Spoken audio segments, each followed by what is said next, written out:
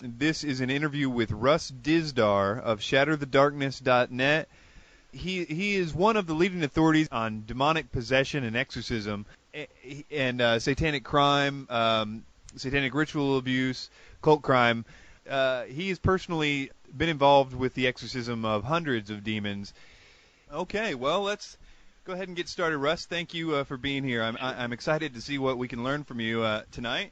Let's start with satanic ritual abuse because I think it illustrates how real this all is and how widespread it is, and that it's in our backyards and it's being covered up.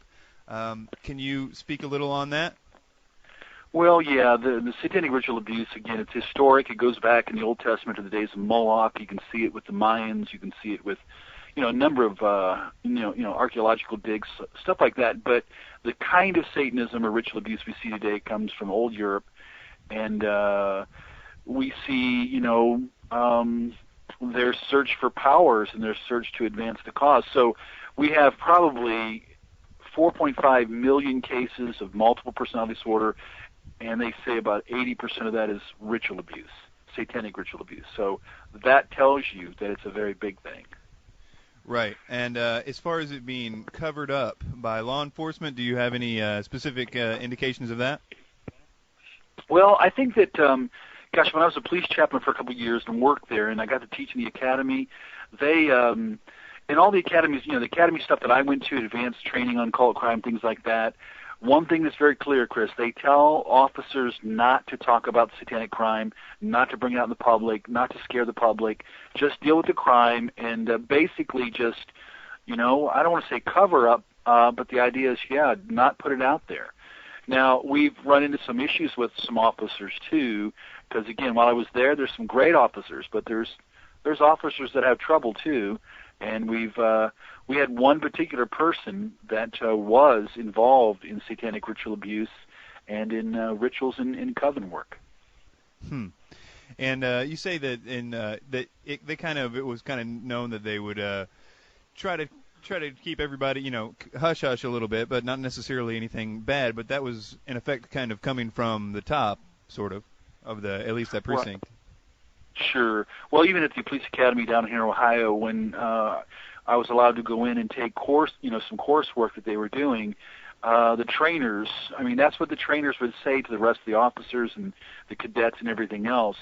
Even though they'd show dozens of slides of, horrible, ritual abuse and rituals and people killed and, pentagrams carved into a chest or a head cut off and all these kind of gruesome pictures we saw and all the factors they showed. And during the 90s, Chris, every single, it seemed like anyway, every single department in the United States was developing a cult crime unit or a satanic ritual crime type unit that would learn the symbolism, would understand the motivations of the crimes, and be able to investigate. And so books by law enforcement agents were beginning to be written and used throughout the 90s.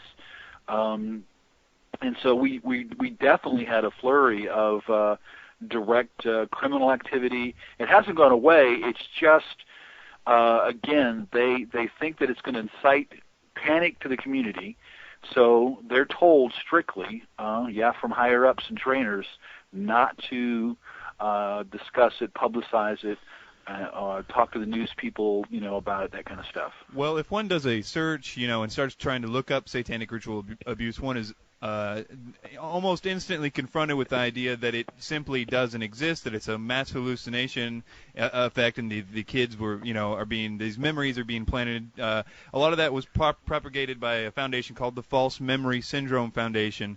Can you see if you agree on that, and then maybe talk a little bit about that organization? Sure, I agree with you on that. That there's been those who have said that, because I've had to deal with that all along. Even when I taught in the academy, officers would ask, because for them they want the body, they want the bones. Even we would take victims to law enforcement. I remember this one chief here locally would always say, "Russ, bring us the body, bring us the bones." Well, we brought bones back from Pennsylvania once, and we've seen the crime, slides, hundreds of them. So it's not that the crime's not being committed. It's, again, on a deeper level of satanic ritual abuse when children or others. Now, for me, I've spent over 20 years working with victims. We developed a team to go after the perpetrators and to find out everything we could about them. So we see the links, we see the folks, so there's no question on our part. No question on the part of hundreds of thousands of victims that have been through psych wards, in counseling centers, and so forth. I think it'd be more hilarious to believe that all these different people had the exact same hallucination. Right. So, and what is that number like? I mean, what kind of diagnosed? What do we have to hold on to as far as how many people have gone to a psychiatrist and been diagnosed? Sure. That kind of thing.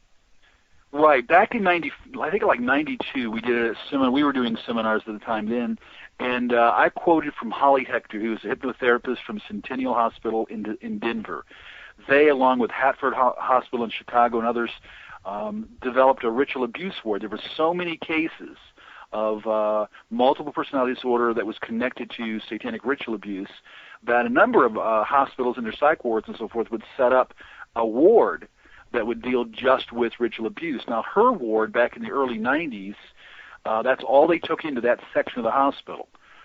She, in a book called Satan Associates by Wendell Amstead, quoted from the American Psychological Association, I think. I'm not sure where she quoted, but in that book anyway, it's listed at 2.5 million diagnosed cases in 1992-93. That's gone way up now to where we in 94 and 96 in doing seminars, we estimated close to 5 million diagnosed cases, majority of which are satanic ritual abuse. But then here's the problem, Chris. We have on the other side, half the people we deal with never been to a psych ward, a counselor. They're undiagnosed. So we began to estimate statistically 10 million. And then just 2 years ago, Colin Ross, a Canadian psychiatrist from a big center up there, he's a world-renowned psychiatrist, so forth, in his book, he's now estimated up to 10 million, half of which diagnosed, half of which are undiagnosed out there. That's a lot of individuals. Every psych ward in our city has people that have been diagnosed with DID, Dissociative Identity Disorder, and probably the majority, 80, they say around 87%, 90%. We found by 95% of them will eventually begin to talk about the satanic ritual abuse memories. That's a lot of folks. Right. That's a lot of folks to say they have memories of, being, in a circle, people surrounding them doing absolutely horrible things. I think that and to think that this very specific memories that they have, again, the False Memory Syndrome Foundation, what about those guys? Well, it's interesting because in dealing with some of the victims here locally, like one lady we were dealing with and helping her and talking to other personalities within her and doing deliverance with demonic presence within her, all the stuff began to come out. Well, her father began to contact by typing out on an old hand-like typewriter. It would send me cards and just kind of I don't know, provoke, trying to let me know that he's trying to spy on us, stalk us, or whatever. The father was a Nazi freak. Completely, his whole house was packed with Nazi stuff, things like that. But he wrote me one day about the False Memory Foundation that he was, a part of or whatever, and he's prepared to use them if we went public with the abuse allegations. Here's the issue. Dr. Orn and Dr. Jolly West were two of the founders of the False Memory Syndrome Foundation. They were both CIA, highly versed in MKUltra and mind control techniques. You'll find some of the other people that were connected also. It's just amazing to me that this kind of a foundation is set up to battle anybody who's coming forward and saying they have particular satanic ritual abuse memories. They're very expert at knowing how to trigger. They worked with it. These are the guys you have from the CIA. Our CIA has, back when it was the OSS and Project Paperclip, what people can read about now more than ever, they were duped. The programs were brought in, and many of the satanic ritual abuse situations and multiple personality disorder situations have come out of the MKUltra and the Monarch Project stuff. Right. Now, not every witchcraft coven is sacrificing babies, but there seems to be the whole lot of different flavors and belief systems to these covens at the let's say anarchy level, to quote Fritz Springmeier. But what do you say to the people that tell you, well, they're in a coven and they happen to know for a fact that this kind of thing doesn't happen, and they don't even believe in Satan of the Bible and that kind of thing? Right. Well, for example, Anton LaVey, we had interactions and wrote to him, and one of the consultants that we had years ago was Tom Wedge, who wrote the book for law enforcement called The Satan Hunter. He was law enforcement, and he flew out to meet with Anton. If you read all of Anton's literature from the Church of Satan, they are a different flavor, like denominations among Christians. You have the Episcopal Church or you have a Pentecostal church. Though they would both say they're Christian, they're going to be different in their liturgical styles, how conservative, things like that they are. That's true among Satanism. They have non-traditional, traditional. We've labeled some also psycho-Satanists like Richard Ramirez. Folks that were just individuals that got into it and went out and went crazy, or they learned whatever they could and hurt or raped or killed somebody. So the traditional, non-traditional, you may have real Satanists that do get into, cutting up animals, things like that. No question about that. There's even books. I've got Book of Shadow things here and particular underground books that were given to us in law enforcement that demonstrate and show their specific rituals on how to cut a body, how to pull out a heart, how to do all that kind of stuff. Now, popular Satanists, so-called like Anton LaVey, in the Church of Satanism, Church of Satan from San Francisco, like Marilyn Manson, supposedly part of it now, and that kind of stuff. Well, their declaration is they don't get into it, Chris. But when you read the Satanic Bible, you're going to see that they talk about the Enochian, rituals, and there's going to be destruction and sex and so forth rituals. But individuals that we are counseling right now, right this very moment now, that have come there. One is one that has claimed to have lived in his home, was one of 3 women, and she's now telling another story about his work with hypnosis and whatever else. So I've always had a hard time believing that they're so-called light-level Satanists. What they say in public is one thing, but what they do behind the scene for more power, because they're all, it's all about gaining even more power. And once they get into that side of it and find the real powers, then they're led into seeking, darker ones and more powerful things for themselves. And so there's a public declaration that there's differences. And Tom Wedge in the book Satan Hunter did acknowledge those differences, but I'm not sure that they don't cross the line. Right. Now, you've infiltrated a number of covens, and it seems like I could be wrong. Is that true? Well, we've done counter-infiltration work with some of the secret societies. As far as the coven stuff, we had some of our, one of our guys did get invited and went into a meeting, and then individuals that we were working with that were pulled back a few times took us, to their sites and to their places. Right. So and even right now there's an ongoing. There's a number of cases that we're working, but as far as any of our guys going into a satanic, like a black mass, right. They just couldn't, because if they're there to maybe made to cut. I mean, there's a certain sequence of getting in, so they can't. We can only go so far. Well, I guess my question was more on the people that you've dealt with from them. I suppose. I guess. Now, you've driven out a number of demons from people that were involved in various stages or levels of this. Do you find that in the quote-unquote, let's call it real real Satanism, let's call it, do you find that the leaders or all the people in the coven have demonic attachment? Do they have it because they accepted it as a requirement or part of it, or does it happen to them by willingly participating in various rituals and spells? Is it kind of a subtle thing, or is it a more direct thing? It's both. It's really both, because in a real satanic coven, Luciferian group, where they're really conjuring spirits, and listen, Wiccans can conjure spirits, but look at it differently. Pagans can conjure spirits, but when you come to Luciferian Satanism, where they really know that Satan's real, they see him differently as the light bearer, the prince, so forth.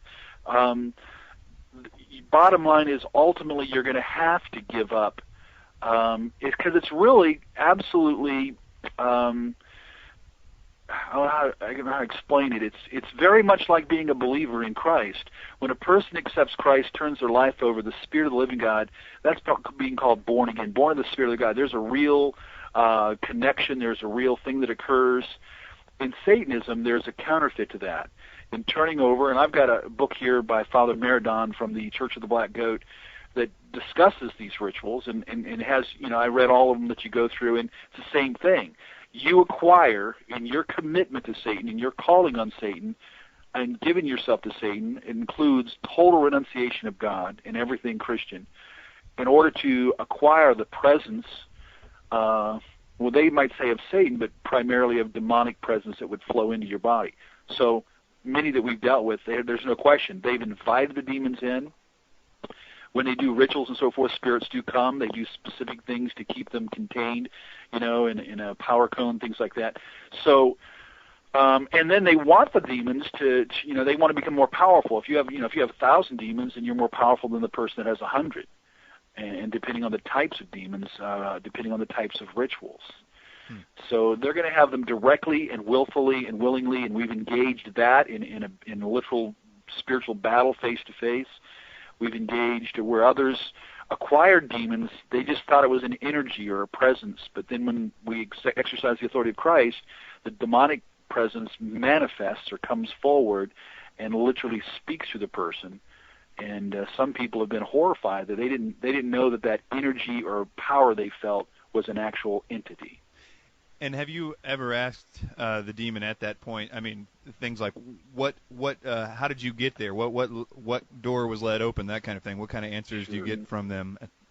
Yeah, we always do that because when the primary issue is when deliverance procedures come and people do want to get out of things. Before we kick them out or whatever, we want to seek how they got in and so forth, so the person can what we call close the door, not allow that to occur. Now, if that's generational, that's one issue, but primarily it's because they've opened doors. So yeah, demons, under the authority of Christ and only under the authority, they will not obey under any other authority. Or anybody that supposes an authority, they just simply, when it comes to the living presence of Christ, the demons freak out. They shudder, they're in fear, and they will answer. We don't try to engage in long discussions with them because their nature is to lie, and they're very good at it. They've been around a long, long time.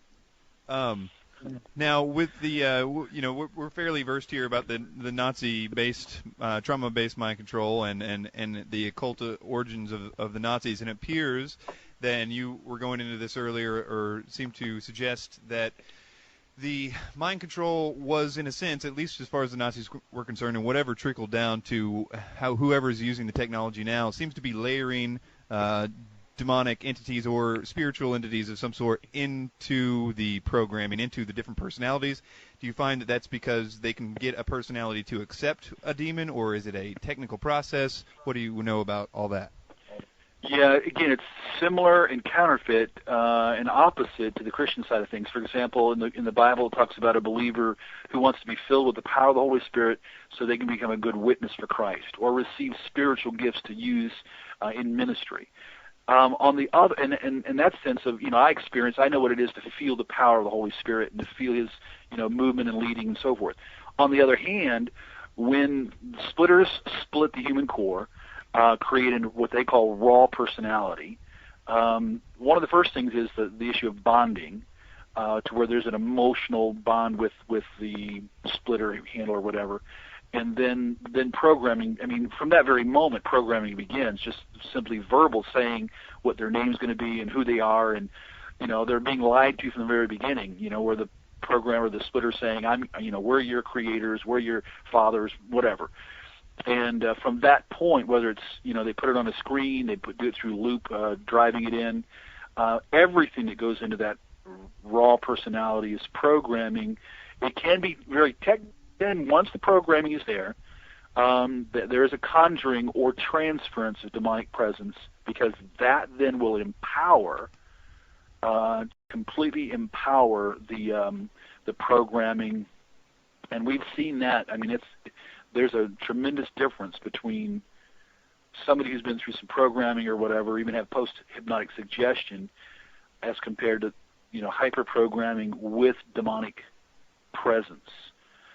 That's why I think a lot of secular, psychs and so forth can't break that programming, because there's a power that continues to fuel it and keep it there. Obviously, there's a public version of that with the Jason Bourne assassin type thing, but it appears that this is so widespread. I mean, if you look at the numbers of Satanic Ritual Abuse and all of them being multiple personality, or some of them, or most of them being multiple personality as well, it seems that everybody in the system doing the bidding of the system is also a mind control slave. Where is this coming from now? Who's churning them out? Sure, and that's the best questions, Chris, that I know for people, and we've been kind of crying those questions out. Like, if there's that many diagnosed cases, and wherever I've spoken, so forth, I've said, we need to ask, who created them, who are the real handlers, because now, 60 years later, I mean, if you go back to Estabrooks, who wrote the book Hypnosis. 1943, he's already talking about, of course, he's brought in by the CIA, he's the American Psychological Association's president, he's hailed as a globally known psychologist and so forth, psychiatrist, but look what he's doing. He's writing already and showing in that book, in limited level even, that they already knew how to, they've learned how to, split a personality and create another personality and create a spy. So then they deal with, in that book, the weaponization of hypnosis. And basically, they can call it post-hypnotic suggestion. It's really programming. So there is, like the Jason Bourne thing, there's, like, when we've met military-oriented ones from Fort Bragg and other places, the personalities inside, every one of them will have a purpose. In real chosen ones, they're called chosen ones. In real ones, here's all of them have someone inside that speaks fluent German, and probably 2, 3, 4 other languages. When they switch personality, each personality is programmed. For example, there might be an assassin, one might be a sex slave, one might be a runner, one might be a doc, oriented for medical care, one might be a high priestess, and on and on. One might know how to do just conjuring. So there's a compartmentalization of even the knowledge. Some of them on the inside don't even know that there's 50 others on the inside. But the handlers on the outside, who know all the names and triggers, that's all they need to do is give the cue to bring up who they need to do what they need to get done. And we've seen that enacted numerous times. And and one of the only ways to stop them, Chris, sometimes is just literally tackle them whole, bring them to the ground. Because if they're what we call intact and they're triggered, or if a sleeper inside is triggered, it's almost like nothing can stop them. Interesting. And so there's a high level of military training in many of them, but here's the issue. Without breaking the satanic presence and power, which involves even, again, whether a person believes in the supernatural side of this or not, the issue is they do. And they believe that they can do specific conjuring for invisibility.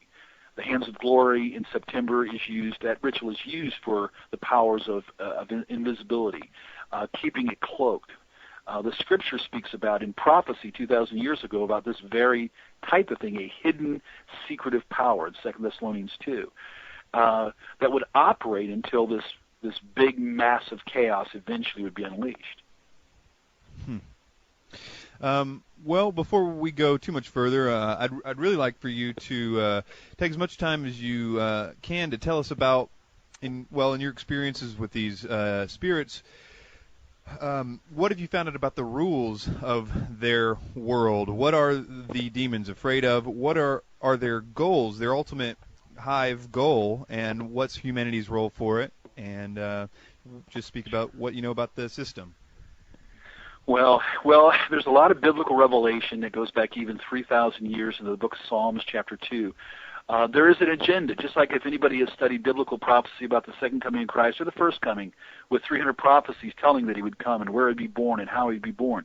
Now we have prophecies about the second coming of Christ, but we have a large amount of prophecy that tells us of the ramping up and literally the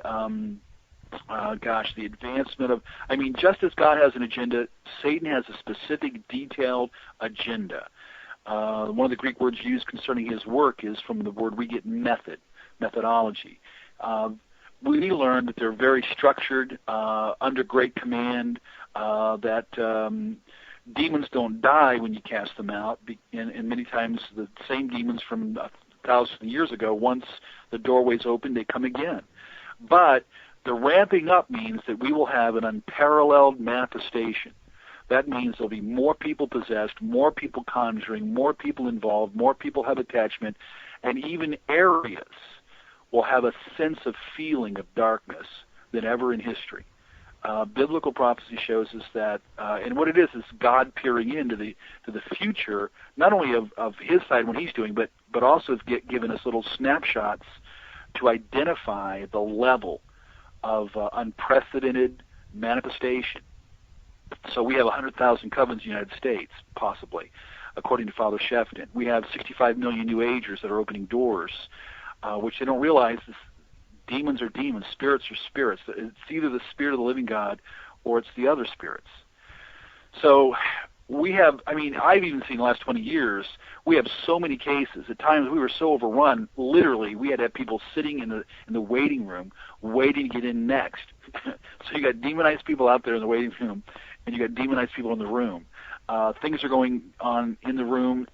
Sometimes with staff, all 5 offices were doing deliverances at the same time while there were people waiting for when they're done so that they can come in.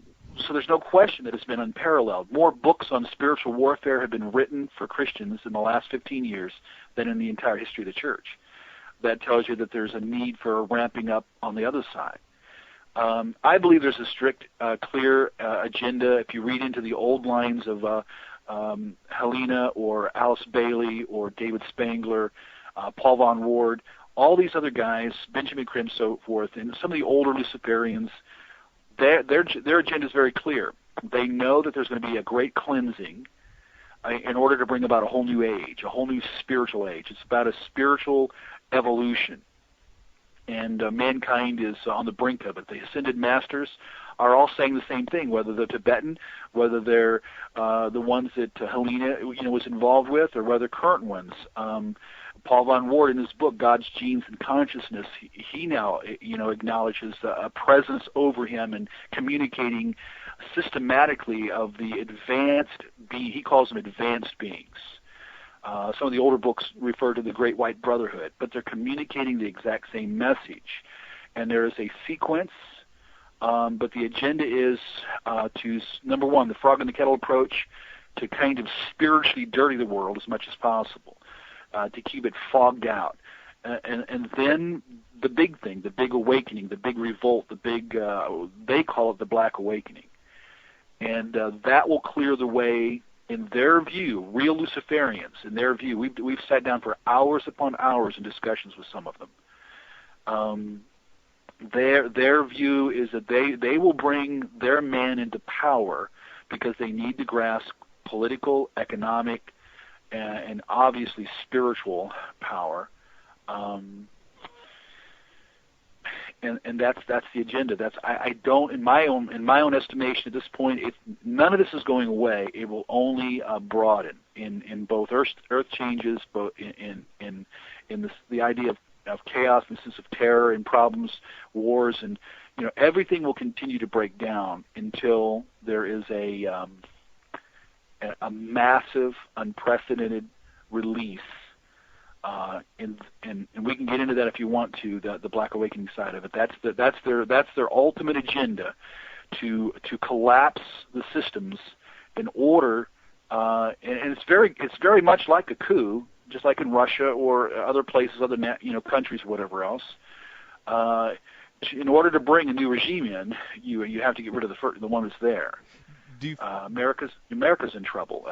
That's part of their agenda, the Luciferian agenda, is to collapse the American society, not in just the slow frog in the kettle approach. That'll happen for so long, but eventually, Chris, I'm just telling you with their discussions, with my discussions with them for 20 years, what I see right now, there's no question that their sleepers are in place, and when that time comes, 9/11 will occur probably in every city in the United States.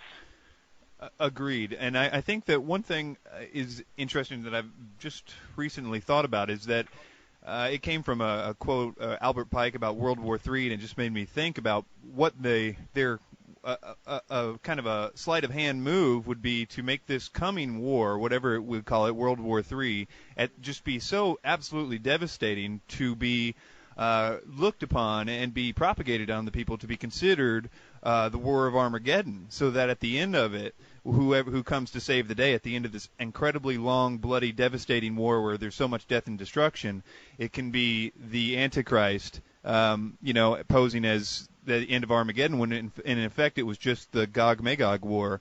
Anything from them on that, or is that just? Well, they look at it as, again, I mean, you got to understand that there's a incredible arrogance among many of the higher Luciferians in this sense, that they feel they know what's going on, their agenda's progressing forward. Pike would be somebody that they would have, clearly, his writings were part of their whole system too. There's a reason why there's 50,000 separate Masonic temples in the United States. In every city, every little locality, every place you can find. Powers have been released. If we can understand how the powers are released and understand the agenda, then we'll see what has occurred since the 60s to right now. The second greatest proliferation of, a cult level, deep cult level literature was released in the 60s here in the United States. The first was in pre-Nazi Germany.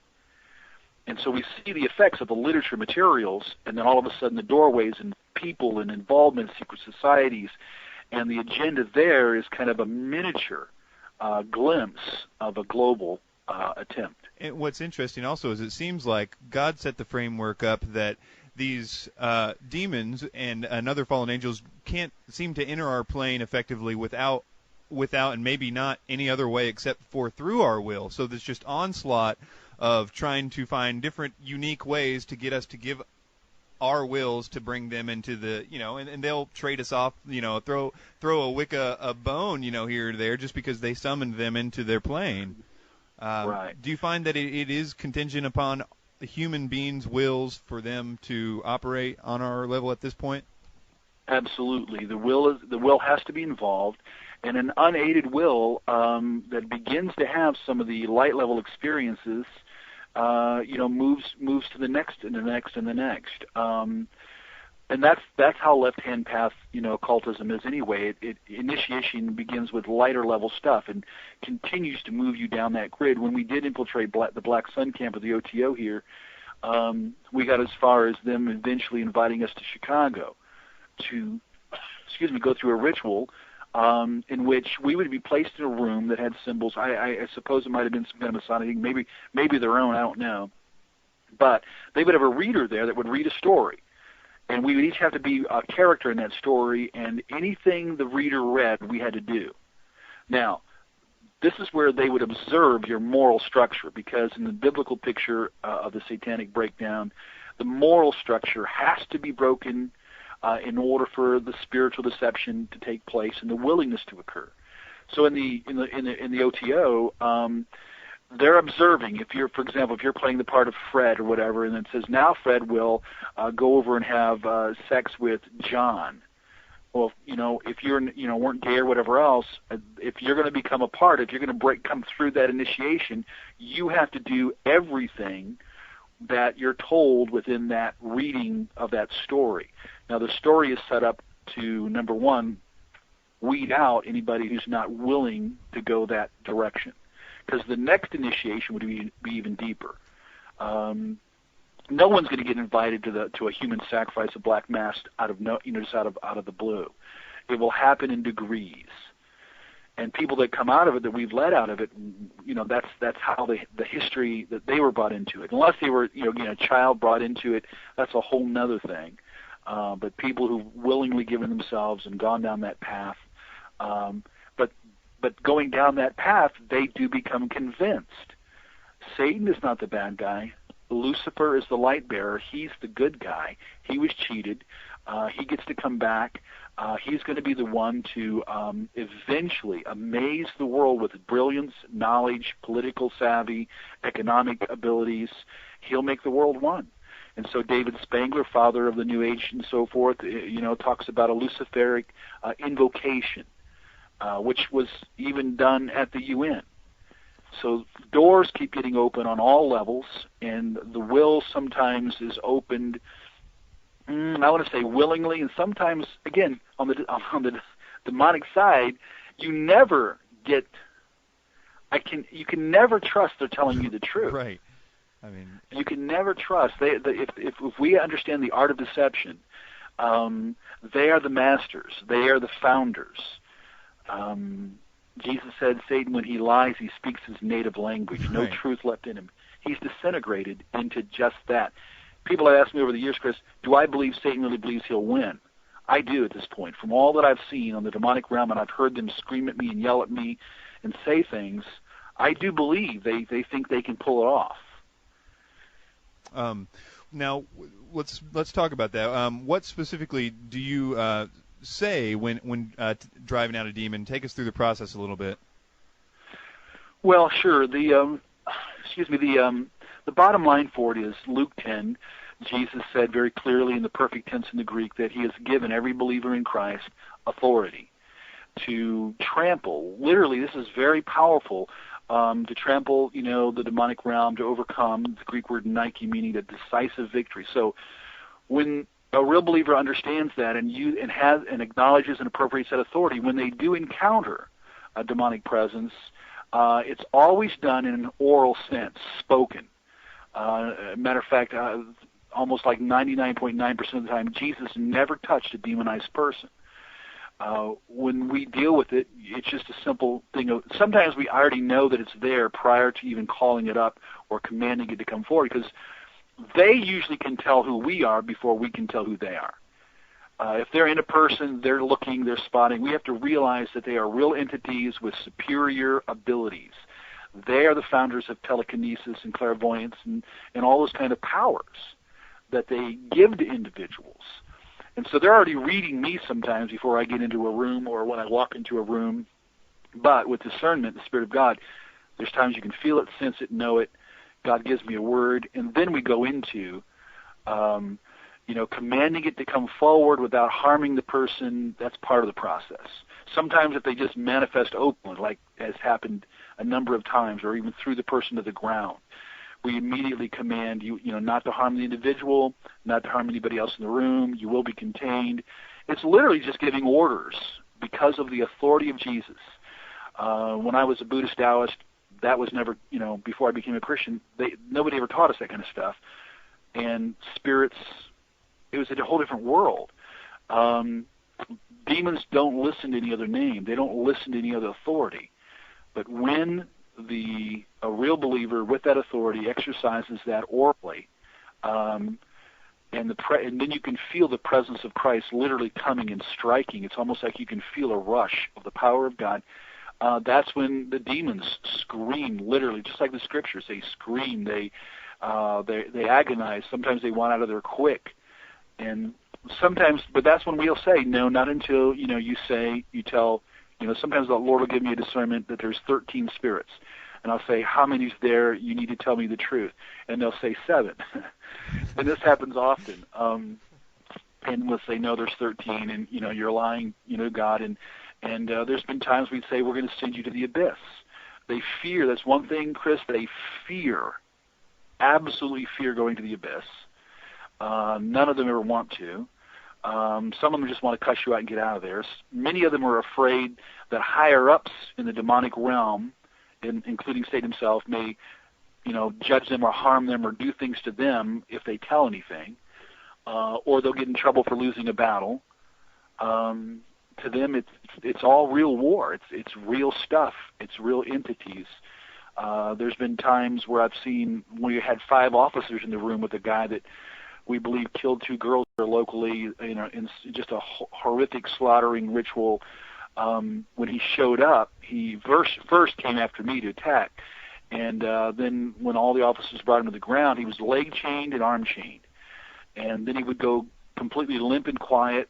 Then he would look up like himself and say, "What's going on?" He looked very passive, and if you start to get close to him, you can see instantly the change, and this horrific voice screamed out in front of all the officers, "We are the legions that shall rule the earth." gathered again, and the officer, of course, just picked him up, legs and arms, and took him to a psych ward. Is there anything specifically not to do during an exorcism or encounter? Yeah, I would. It very clearly, I would say, as a believer, that really non-believers shouldn't try. If they don't bear the person in authority of Jesus Christ, they will get harmed. Because the demons, they'll play games at first or whatever else, but they will end up getting harmed. I would say what not to do is, don't take your attention off of what's going on. Never believe the demons, even if they act like they're crying and they want your sympathy. It's always a game. You never can believe them. Are some demons harder to cast out than others, and what do you attribute to that? Yeah, I believe there's some that are more powerful in that whole hierarchy of spirits. For example, again, in light level Wiccan stuff that we've seen people come in. We had a girl come in, and I looked at her, and she couldn't hardly talk to me. I said, are the spirit, are they talking to you? And she shook her head yes. And I said, are they wanting you to get out of this room? And she shook her head yes. So immediately I just began to pray, and of course she was thrown to the ground. But it was over in 5 minutes. The mother was there, and it was done. Now, in cases of satanic ritual abuse or in really heavy-duty stuff, especially where a priestess or somebody wants the powers, and they have gained what they call power demons, the higher the ritual, what I mean by that is, that's why some rituals are designed to carry out human torture for an hour. There's one ritual that deals with sexual, engaging a person sexually to heighten the sexual energy, to, at the same time, continue to cut a person, stab a person, draw blood, to where you're literally having them totally horrified, along with the sexual energy, the fear energy, all of that. It culminates what they call the third power when they finally will then kill. Again, here's their belief. Because the demons feed off of human energy. To me, that means the more, quote, energy, the more open the doors are for the demons to come, the more you've appeased them, that bigger, more powerful demons are attracted to bigger and more ugly type of rituals. We've seen that over the years that some demons do. They seem very light level, very unable to do any kind of battle or stay, and they're out of there in 2-3 minutes. There's been times where we've had to really engage. And power demons also know how to draw in and have under them many lesser demons. So you might be dealing with 60 demons at a time under the ruling power, under the ruling spirit, who will constantly push out the little ones to be dealt with first, using them really as demonic fodder in a battle to keep themselves hidden. At that point, do you just continue to pray, or does it intensify? Does the Holy Spirit give you words to say? Yeah, it can really be different in this sense. In regular deliverance stuff, where there is maybe that's where the Spirit of God gives a discernment and sense, and we'll go after. And I always tell, in our training, we tell individuals, command the ruling, most powerful, the ruling demon to come forward. If you know there's more than one, and usually there's more than one, it can be 2 or 3, it can be 50. But command the ruling spirit to come forward, and that when you get ready to cast that demon out, commanding it to take in all the demons that it brought with it, so that 50 can go out at one time. That takes a little bit more time, because you might end up dealing with 2 or 3 other demons first. You're waiting on the Spirit of God to give you insight and all that's going on. So that might take a little more time. And they may try a lot of other tricks that we've learned over the years. But now on the other side, again, here's a Monarch Project individual from Fort Bragg that's been through stuff with Colonel Shannon, stuff with Michael Aquino, stuff with all these other guys back then. They knew Gottlieb, they knew Esther Brooks, all this kind of stuff. They're very high-powered. They're coming from a high-powered coven. They came down to literally do battle. They were sitting next to me in the vehicle. I continued to feel an antsy feeling. I knew it was, something inside the person was already, beginning to surface and create really, it was just really bad. And I inwardly, without verbally saying anything, I began to pray against that. And out of this person's mouth, they just said blankety blank cuss, at me and said, cut that out. And I looked at them and I said, what? And the person looked at me and said, what? And I said, well, what you just said. And they said, I didn't say anything. So inwardly I began to pray again. And the same voice came out and said, cussed again and said, cut it out. So I began to pray outwardly this time, out loud. And all of a sudden, this individual went into this chant. It sounded Arabic. They were calling on, the only name I could understand was Aramane. And they were calling on the powers of Aramane to come and aid them. And I've never seen, this is a person that came down.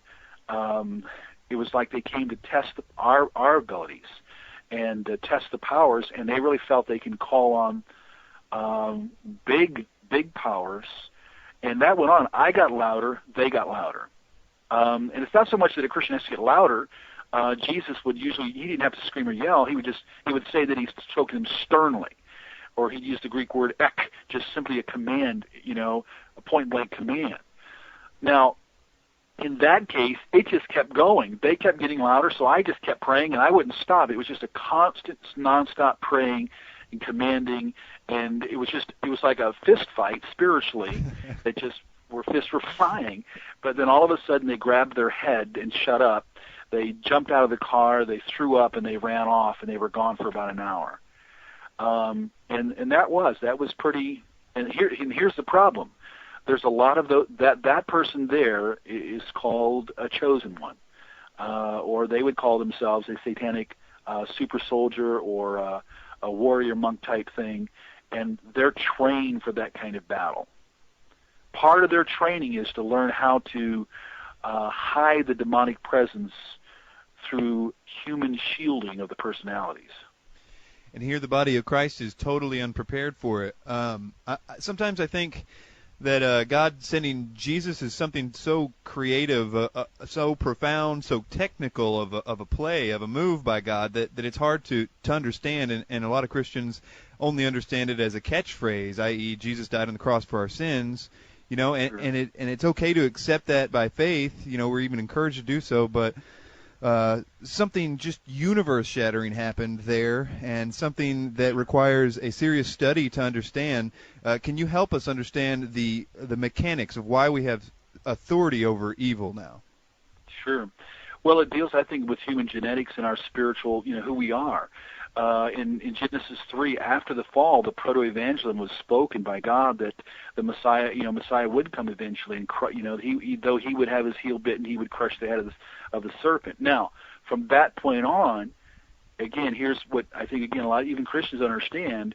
And again, they don't have to go read 1,000 other books, and that's fine to research, and we've done a lot of research, but biblical revelation, once again, spells it out. The demonic side knew way back then that someone was coming. And sometimes Christians don't understand the fact that this is historic. This is just as the prophets were searching by the Spirit of Christ when these things would occur, just as there were 300 prophecies, including born in Bethlehem, born of a virgin, on and on and on. His bones wouldn't be broken. 1,000 years in advance, Psalm 16 declares the resurrection. All these biblical prophecies were for our benefit to understand and identify the Messiah the first time, let alone the second time, which I think that's going to be unmistakable. But the other side of that is that it's very clear that Satan knows the Bible backward and forward. He understands God's agenda. He knows what God is doing. So when anybody reads Revelation 12, primarily the Revelation, when it refers to Satan as the dragon, the ancient dragon, it's the full force of who he is. Well, he's standing there in front of Israel waiting for the Christ child to be born. It's very clear that he knew the Christ child was coming, that he was prepared, that he was in Israel visibly. Not visibly, but literally he was there. Obviously, he was there at the birth. And it says right in Revelation 12, he was there to devour the Christ child. He had to do everything he could. So here's what's very important for us all to know. He knows prophecy. He knows it all the way to the end of the book. What he's doing now is in preparation for Revelation 19:19. One of the reasons he's creating people, one of the reasons for the mark of the beast, one of the reasons for gathering nations together, it's not just for his rule alone.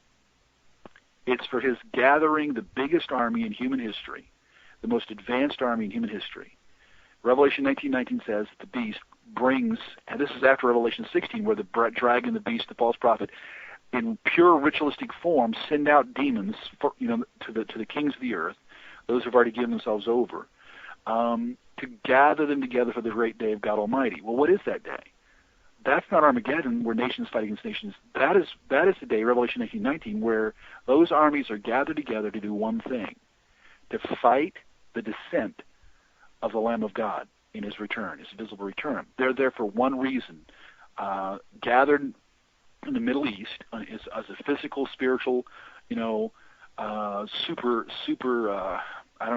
spiritual, satanic army or whatever. It's for one reason and one reason alone. And that is to stop the descent, because Satan knows the prophecy, Chris. He knows what's coming. And so what we need to do is back up now and look at some of the biblical prophecy that God strategically has given. And you're going to see that Luciferians and writers, and even past writers who all get bits and pieces from so-called ascended masters, that they're getting the agenda spelled out towards that day. So everything tells us in biblical prophecy or among real Luciferians, we have to grab political power. We have to grab military power. We have to grab economic power. We have to grab numbers. We have to eradicate or eliminate as many on the opposite side as possible. Eventually, we have to have all of Israel, Jerusalem, and we have to be amassed there. What's the reason behind that? Because there's a biblical prophecy of the visible return of Christ coming there to that very spot in Israel. And so when I think in terms of scientists right now, when those ideas pop into their heads to create new weapons or this technology, I believe the technology for the mark of the beast will come out of inspiration that occurs in mill labs. And it will come directly from that side into development, the progressive development of the ingathering of the largest. That's the satanic in-game. We're talking with Russ Dizdar of shatterthedarkness.net. Russ, you do a number of audio seminars and things teaching people and pastors how to be spiritual warriors. Can you talk a little bit about that? Sure. We've done them locally in different places, a few states and stuff. We've done things, but we decided that because, for the advantage of many more people getting a hold of stuff, we began to take those courses and put them on the internet. One's called Confronting the Powers. One's called The Black Awakening. They can be anywhere from 10, 12, 13 to 25 hours of separate, lectures, seminar lectures, along with just the notes of an outline, like for the whole course, and some resources. So we've put them on the web. I think there's four right now. There's 5 right now, and the 6th one's coming pretty soon. So there's courses that can be gotten and gone over, in that sense. Other than that, we do local ones, and from time to time, we get invited to go places to do them. And so it's all about exposing, training, sharing the stuff, and getting people prepared. Along with the other side of our work is just primarily evangelism and dealing with victims and dealing with a lot of victims direct. Right, you do a lot of really great things. The podcast is great. I know a lot of people who listen to this show like to listen to podcasts, and you produce one every so often. It's just, and that's great. Again, you can get that at shatterthedarkness.net. Sure, there's a lot of free ones there, and I think somehow on the net, because we just kind of fell into this as far as individuals like you doing this kind of format and then putting it out there, and sometimes I'll get a call after something's been out on the web a year ago, and someone said, well, I heard this, or they'll email me or whatever, and it's kind of amazing, Chris, how it works, and providential too, that Luciferian Satanists, they write us too. Victims write us, and it involves then, sometimes we've done deliverance over the phone with, like, we had a guy from Canada. We have people in the courses from Australia, England, United States. A lot of people know that something's in the air and it's ominous, and that they know it's headed a certain direction. Do you anticipate the Black Awakening, as you call it, to be something unmistakable when it happens, or do you think it's just a gradual build-up, i.e., people dabbling more and more and opening more doors? I think the Black Awakening, as they describe it, I think the Bible describes it as the Great Revolt. in 2 Thessalonians 2, I think it'll be as a surprise and shock, but also as something that is totally unmistakable, just like, say, 9/11. That day, all of a sudden, when I heard about it and I turned the TV on and I'm seeing the power burn, then I got to watch live the second plane, hit. That was astounding to see all that. Then all of what occurred, with and I live close to Cleveland, where one of the planes was on the way here, and we were hearing reports. So that was unmistakable. Now, again, the Black Awakening, you got to understand, it has been something in the works directly from our tracking 50, 60 years. It is, in our view, a long-term, historic Luciferian goal that's now coming to final manifestation. It'll be so unmistakable, but it will also be politically, militarily unstoppable. It will occur, and that's. It's not to say it's not about being fatalistic. It's about God. When God shows the future, He's not just saying it's fatalistic in the sense that He made it happen. No, He's also just showing what mankind has opened up to. And Bob Rosio, in his book Hitler in the New Age, one of the greatest phrases that I've spoken it 1,000 times probably, the phrase that he put in his book was, "Deception always leads to destruction," and that's true. That's true about the Luciferian agenda, and so the deception that's going on now, which, again, the New Age movement, the largest cultic movement in the history of Christianity, but that's seemingly nothing compared to what's underneath, but it has prepared the way. The Frogman and Kell approach, the progressive thing, like you just mentioned, it's been here, but the strike that's going to hit, it's going to hit so hard and so fast and so broad and so unilaterally that that there will be such a collapse. But that's not the end game. It's not about Satan wanting to destroy, because he still needs the next step. And the next step is to gain the powers and the loyalty, and to gain a new system and a rule and a reign. But then there's a next step after that. Do you anticipate all the laws of spiritual warfare still being in play and still being in effect?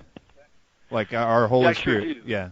Yeah, I sure do. It doesn't matter. Even if it occurred today, obviously many people lose their lives, just like on 9/11, stuff like that, and other things. I suspect that millions will lose their lives, because in that process that we've dealt with, we've learned that they've already, they have sleepers planted, law enforcement, government, military bases, whatever. There's going to be sabotage. People will lose their lives because in the process of the chaos, they look at it as a ritual. Chris, they see it as a bloodbath that draws more powers. It'll be conjured. I mean, the Black Awakening will not occur without rituals being done. It will be a satanic release. It will be a satanic Pentecost. And it will be something that unleashes such dark powers along with the chaotic stuff. But in the process of all that anarchy, they already know who they want to eliminate and get out of the way, who'd be resistors and so forth. That's already an issue concerning their sleeper assassins. They already target, they take pictures, they observe, they place. That's why they're in hundreds and thousands of churches in the United States. You take out pastors, you take out leadership. That's why they're in government. That's why they're in FBI, the feds. That's why they're in military and on bases. You need to take out those who might be able to form some level of resistance. Let's talk about that. There being a lot of times the pastors, the youth group, ministers, the choir leaders, they have an agenda, and that is to infiltrate these churches and things. In your experience, have they done it effectively? And I am reminded of a story I heard you tell about praying in church and having an old woman in the front row mentioning having a demon or something to that effect. Maybe if that be appropriate as well. Sure. Yeah, that can happen in a lot of places. As a matter of fact, I think if I went to a lot of churches to preach, and sometimes, and it wasn't so much that the church I used to pastor would do this purposely, but we were just committed to evangelism, healing, deliverance. It was all in the same boat for us, in the sense that we looked at it as the holistic ministry of Jesus, that's what he did, that's what he trained, and that's what we should be prepared for. So when we had folks in our fellowship, when we would have certain services, when we would sense it, we would pray. If there's anything here, anybody has a voice in their head, or we need to command the manifestation of any demonic presence. Well, that's definitely brought people down to the altar for prayer for light level stuff, but it's also caused immediate manifestation right in the middle of the church. Now, what's true about the chosen ones or satanic sleepers is that we get called. I mean, we've been tracking. They're in so many churches, but they may be there in the choir. They may be there, helping out, because the sub-level personalities that are loyal to the covenant, loyal to that dark side, they know what's going on. The up-front person may be completely amnesic. They might just be going to church and think, man, I really like this, or maybe even Christian programming put in their head. And that's really tough because, again, overwhelmingly the body of Christ is not trained to detect that. The good news is God knows what's going on. He knows the Judas Project issue is right in the center of the church again. But they're highly trained. When they come in, they know how to, their goal is to, start unleashing powers. They're doing reconnaissance. They're finding out where leadership lives. They're wanting to get involved with leadership. They want to compromise leadership. So there might be something that a front person's just, they feel like they need counseling. They feel whatever, very pitiful, and you begin to help them. But on the flip side of the inside, the co-conscious, cult-loyal, demonized, powerful personality is peering out, probably doing rituals, maybe giving gifts, demonized objects that are gifts, all to weaken the church. I think during the 90s, in so many of the cases, they were seeing how far they can go without being detected. They were seeing how much warfare they can do with just, causing churches to collapse or have internal problems or bring a pastor down.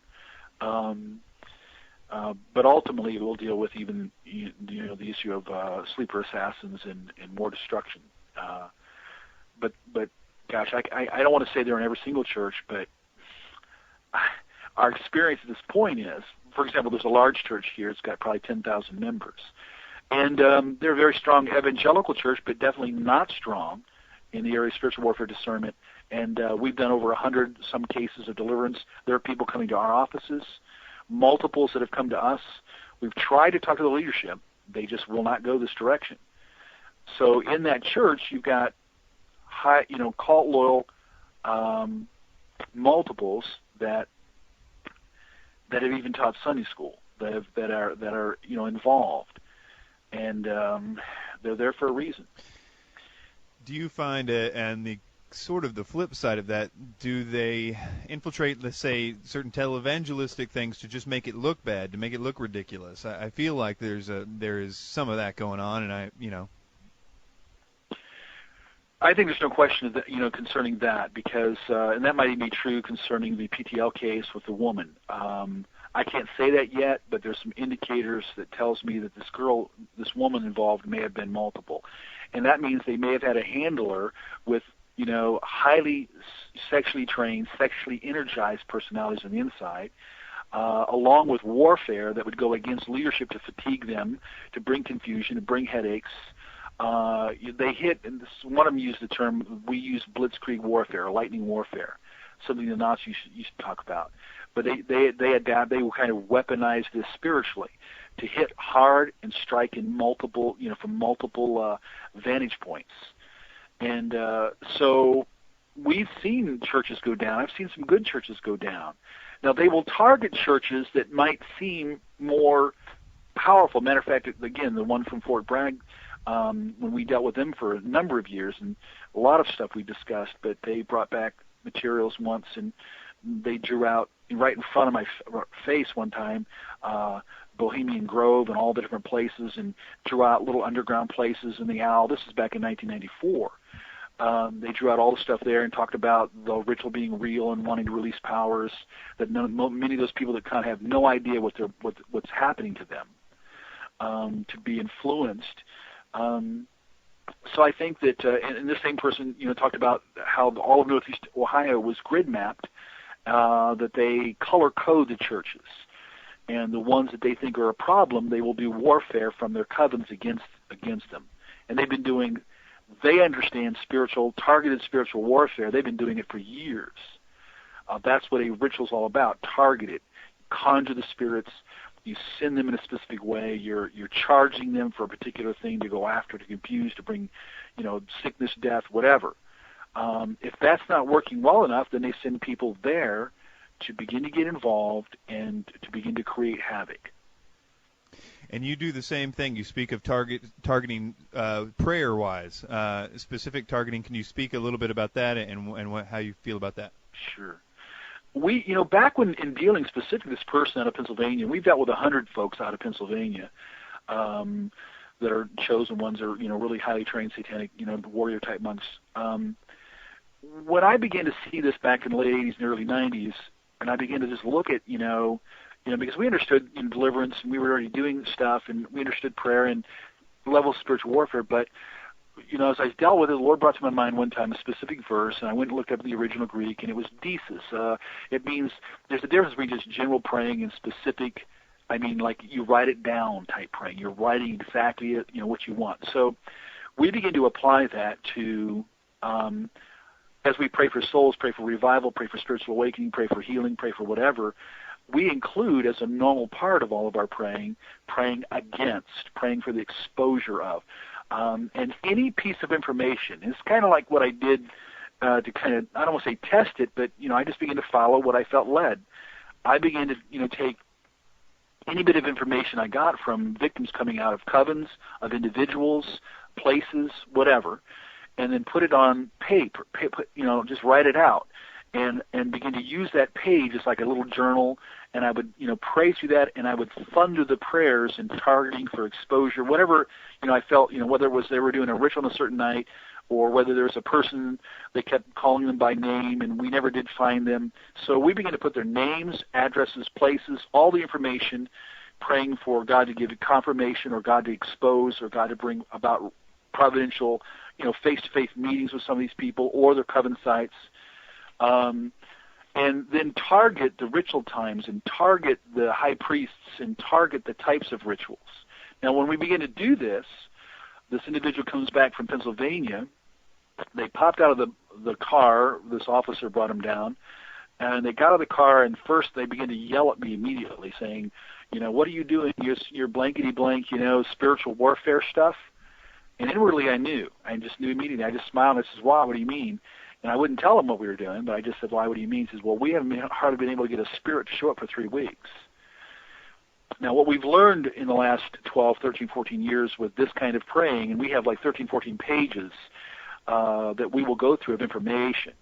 On one of my pages, I might have over 100 names of satanic ritual abuse victims, along with coven leaders and military, all kinds of stuff. So the prayers are, along the way, as we continue to pray, that God will give us more information, more confirmation, new victims come forward, we find a site, someone comes in and tells us, we engage that, and we begin to see that especially when we do it as a team on a weekly basis, it's like after we do that prayer thing on Monday night, before the end of the week, we may end up with another case, more information, a phone call in, a ritual site that's been, told to us, confiscated material that was brought back from a coven, given to us, and it is just literally dislodged, and it really kind of freaks them out because nobody's really gone after them.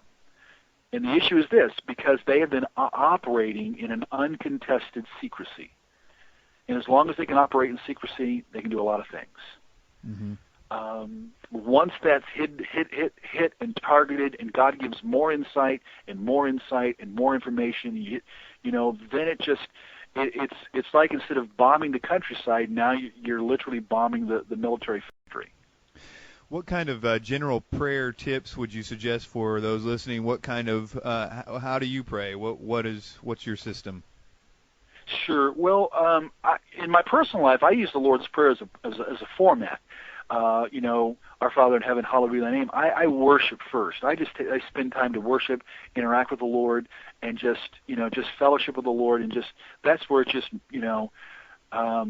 relationship and worship. And from there, I move into intercession, praying for His kingdom, to be, come about, His will to be done. And so it's really praying the advancement. I don't decide what His will is, but we do implement the will of God. and we do advance the kingdom that way. So we pray intercession-wise, praying for lost souls, praying for the church, praying for leaders, praying for the advancement of things, praying for revivals, praying for Christian events, things like that. We will go to praying for daily necessities, daily bread, our own issues. We'll pray to make sure that if we have any sin issues, the Lord convict us and show us and repent of anything, or we'll pray lead us not into temptation. I'll get like a heads up about what's coming. But then when I come to the part where it says deliver us from the evil one, again I don't quote the verses, I just simply use it as a pattern. Then I come to warfare. I pray sometimes, what's the enemy doing? Just like Jesus knew that Satan had come into the room, the disciples were all eating food, and all of a sudden Jesus looked at them and said, Simon, Simon, and in the Greek it's plural. He said, Satan has asked to sift all of you guys as wheat. But I've prayed for all of you guys that your faith wouldn't fail. So Jesus knew who entered the room. Jesus knew who asked to destroy them, and they didn't have a clue. So spending time in prayer, listening to the Spirit of God, which takes time to yield to His presence, to learn, to listen to the voice of God, to pray, because the work of the Spirit is inseparable from the work of the Word of God. It's going to be a work that works together.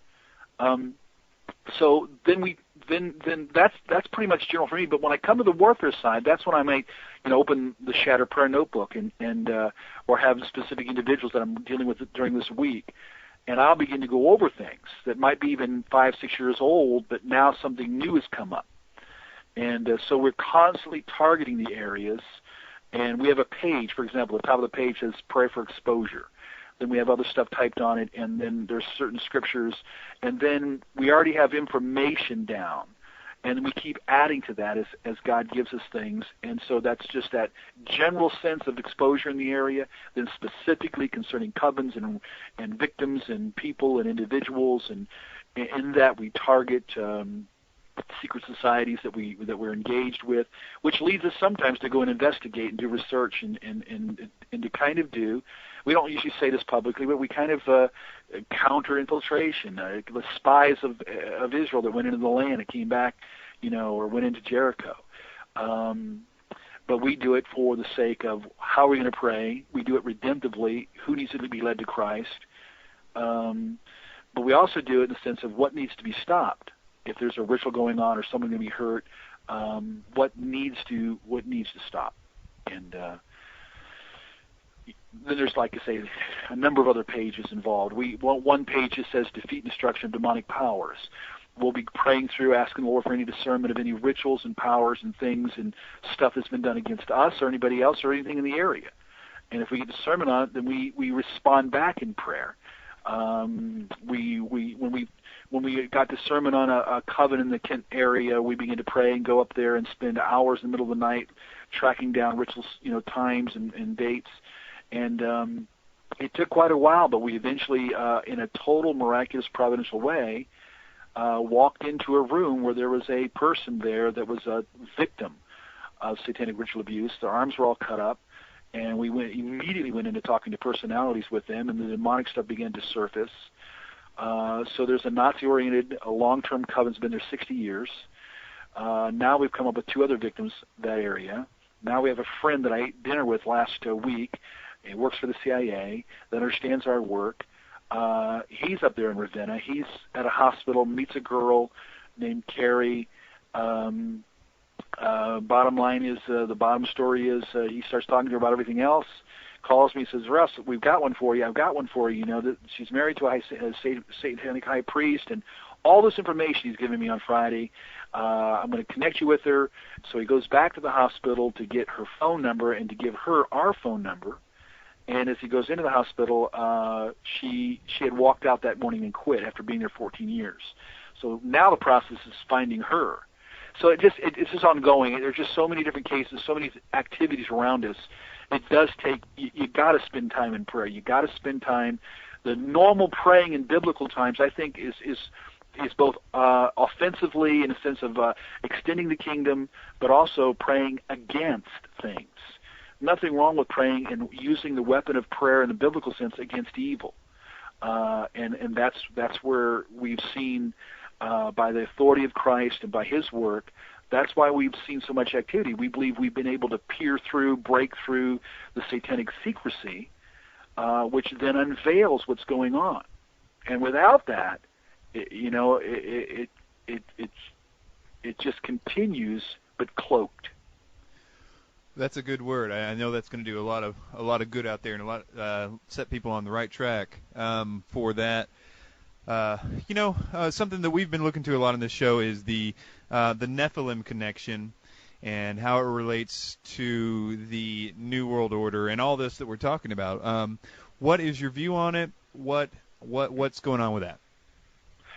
Well, I think, again, here's where we shouldn't take just a little view of Scripture.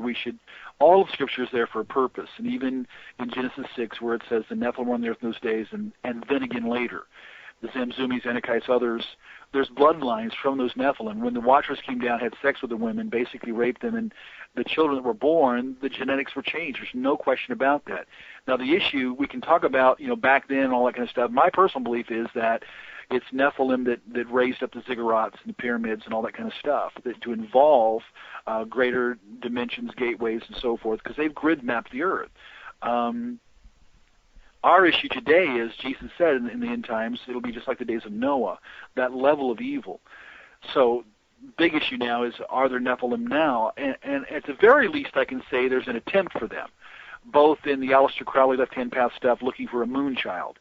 In the military side of things, there's no question. I sat one time, astounded, in a car at 2 or 3 o'clock in the morning with an officer who recruited me to be the police chaplain and got me into teaching at the academy on a call crime, who turned out to be a high complex military multiple.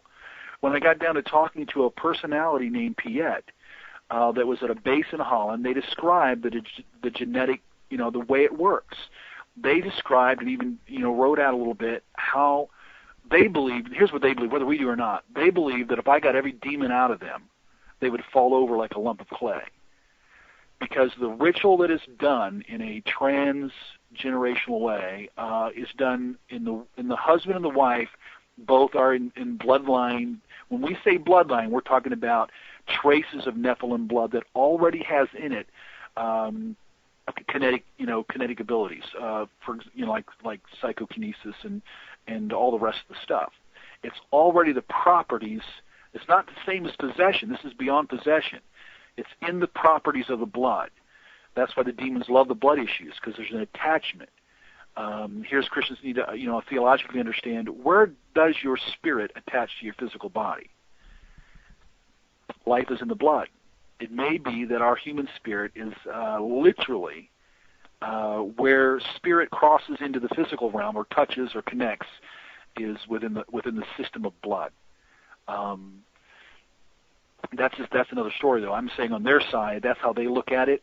That's why they will, when they take blood from one of their kinds of victims, one that they feel is already powered out, that's why they want to drink the blood or sell the blood to another coven, because there's powers and properties in that blood. They've been attempting the recreation of Nephilim for a long time, Chris. I believe that the demonized ideology of the Nazis, the scientists, I believe that's what they were learning. I believe that's what was happening in the Hall of the Dead and the discussions in the science, a demonized science, because the spirits were trying to train open minds, open heads, demonized minds and heads on, a new process of entry. Though the new Watchers can't come down and have direct level sex stuff, there's no question we've dealt with case after case after case of individuals, both men and women, who've had sex with demons. A history professor here at the university, he's sitting down, Chris, talking to me about this incredible encounter sexually, the best sex he ever had, on and on and on. I thought I had to just finally stop him. Now he's gone through major deliverance. I mean major deliverance to break all this, and it seems that he's doing pretty good. But I believe that they've been attempting this for a long time, and here's the reason why. Well, not only because of the information of Luciferians and stuff, and I think that we can clearly see there's biblical traces of this, but I believe the Antichrist will be probably Nephilim-oriented. He will be, and if we don't understand, I mean, here's where, I hear sometimes, and I love theology, and I've taught theology for 20 years, but a lot of theologians don't understand the depths of the spiritual side of even of biblical revelation. Think in terms of the incarnation of Jesus. The Spirit of the living God effected the immediate conception inside the physical womb of Mary. So you have spirit-to-human communication, spirit-to-human conception. So there's no question from spirit to human conception can occur. Obviously, in the God-man Christ, where his very genetics and nature is both fully God, fully man. In the Greek word, genesis, the only one of a kind. Now, in the Nephilim issues, it's the same type of thing. When the Watchers came down and had sex with the women, they created a incarnation, but not of infinite God, immeasurable, God with human flesh, to where you have God-man. That you have finite, fallen, corrupted, angelic presence commingling with human. And so the genetics of they're not really human, they're not fully demonic. You have a new species. Obviously the flood was not just because of humanity, but because of the corruption of the bloodlines and how far things went. It was really a way of saving humanity to fulfill the prophecy given in Genesis 3:15 of the coming Messiah, whose genealogy written out in Matthew and Luke and so forth takes us from him back to Adam, where none of his genealogy is connected to any kind of tainted, occultic, demonized Nephilim, bloodlines. He comes from a pure bloodline, and there's a reason for that. I believe the military has been doing it for a long time. And I believe the military cult multiples that we've been dealing with, the ones that have really been there from the 50s, that have eventually now in their 50s have become the trainers and the ones that do the stuff, and they keep learning. The science keeps getting, in their view, better. For example, they tell me how they've been working for years upon years to develop the power of resurrection. That's pretty interesting to me, since the Antichrist will have a mortal wound, die, and be resurrected in counterfeit to Christ. The Antichrist is not just going to be a person that all of a sudden at 30 years old finds himself possessed. They are a bloodline created, genetically created counterfeit of the real incarnation. It's an incarnation of satanic presence, not just a possession. How do you feel that the genetic manipulation of whatever it is at that level, do you feel that has something to do with the UFO sightings, alien abduction, that kind of thing? I've even heard that these gray type entities are even at rituals. Have you heard that before? And what do you think of the whole business? Sure. Well, Guy Malone and the guys down from Roswell, New Mexico, we were down there a couple of years back. They really got some really great insight, and Joe Jordan and all those guys. I really believe, because, in interacting with, abductees or whatever else, the same principles are there about blood, about it being taken forcefully, powers against them, genetic issues, whatever, and breeders and all that kind of stuff.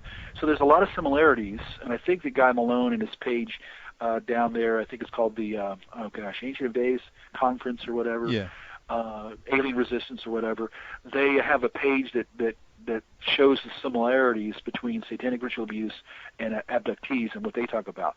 Now, the person, again, we had here that was in direct fellowship and connection with Bud Hopkins and brought me in a yellow packet part of Bud Hopkins' new book and pictures of Bud. By the way, he's very into pornographic literature stuff and writing, which a lot of people don't know. But I think that those in the alien realm, they're dealing with a different class of demonic, presence. There's ground level demonic stuff. There are celestial, terrestrial. There are principalities in the air. The demonic realm comes at us from different directions, even into the stars. So it's very possible. I can't give any biblical facts on this that Nephilim prior to the flood did survive, or either way they were here afterwards. That they did create incredible technologies, and I think that's what's occurring. I believe that's what's been occurring in science for some 100 years. That was heightened. Whenever there's a heightened occultic activity, you're going to find a heightened science. but science that becomes unethical, immoral, like the Nazi doctors. It always seems. Go ahead. Go ahead. You go ahead. I was just going to say that it just seems like it always seems the same kind of gnosis stuff of the Tower of Babel. Like, here's some neat little stuff that you guys don't know about, in exchange for who knows what, Just see it as the Satan knowing a whole lot about the mechanics of the universe, and is able to throw us a technological, if you want to use that word, bone, of understanding of how to use something or harness some energy or something, and then in exchange for worship, basically, or sacrifice. Well, maybe the Collins brothers could even go into tracing it again in the area of sciences. I really kind of wonder how many scientists, woke up in the middle of the night with a new idea in their head and then begin to work on it. But where did the idea come from? See, in demonic interaction we've dealt with for years, we see how it works. Thoughts, involuntary thoughts and feelings can be pumped into a head that already has a predisposition in the sense of that they're closed off towards God, but they are open to their ethical side has to have been broken down. That's why there's a whole debate over the ethical stuff, over the cloning and genetics and all that kind of stuff. There's a whole issue there. Ethics has everything to do with the next stage of elitist spiritual evolution, or at least the promise of it. So when you read 2 Thessalonians 2, when it talks about the coming of the Antichrist or the lawless one, he comes in accordance with the work of Satan, counterfeit signs, wonders, and miracles, and, here's what everybody misses, and in evil. That word comes from the idea of moral evil. So when the moral structure can be changed, that's a receptacle for the spiritual instruction. And so I believe that there can be guidance, bits and pieces, and progressively, even in non-possessed people, scientists, whoever. They can get the ideas, they can get the stuff, but again, it's kind of like the way secret, the agencies do it. It's information that's compartmentalized, eyes only. Satan only gives out so much here, so much there, so much there. He knows the big picture. He has all the pieces of the puzzle, and he knows how he's bringing it all together. Because he's working in that same way, an agenda. But the core of that agenda involves, again, the allegiance. Because we find and demons don't, if a person dies, the demons don't live in dead carcasses. When a ritual's done, any demons that was in or on that person, they're gone. They're either transferred into another person through blood drinking, whatever else, or they've been released in some kind of, curse or a specific, command of attack somewhere. But they don't house themselves in dead human carcasses. There's nothing there. They need the human soul. They need the human structure, the living person, to bring things through. So it's not always that he wants to kill everybody. Primarily the resistors, because he still has an agenda. And the New Agers have no idea that the commitment to elitist spiritual evolution and the principles of a belief that they're evolving to a new consciousness. I don't know how they can bypass Alice Bailey telling them that the Ascended Masters told her that Christians, real Christians, or whatever, there's going to have to be a cleansing.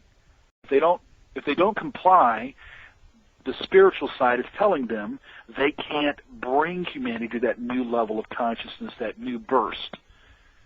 So either we comply or cleansing. Well, obviously cleansing for Alice Bailey in the communication that Ascended Master meant annihilation. So it's predicted in the book of Revelation, or demonstrated at least, that there will be at one point an attempt to annihilate the body of Christ worldwide, the largest martyrdom in world history. Speaking with Russ Dizdar of ShatterTheDarkness.net, now you've been the focus of a lot of different types of attacks in a way, curses, hexes, even physical attempts on your life. How do you avoid it, and how do you avoid being affected by them? Well, every believer will have. We talk about 4 levels of spiritual warfare primarily. There's others, including piggybacking occult level warfare, but primarily every believer, will have sometimes oppression come against them. That's what Ephesians 6 is all about. Or the day of attack, like Ephesians 6 deals with the day of evil, put on the armor of God, so forth. So every Christian will have times of oppression and sometimes times of direct attack. That's normal to me for anybody. That's why we should understand authority in spiritual warfare and the power of the Word of God.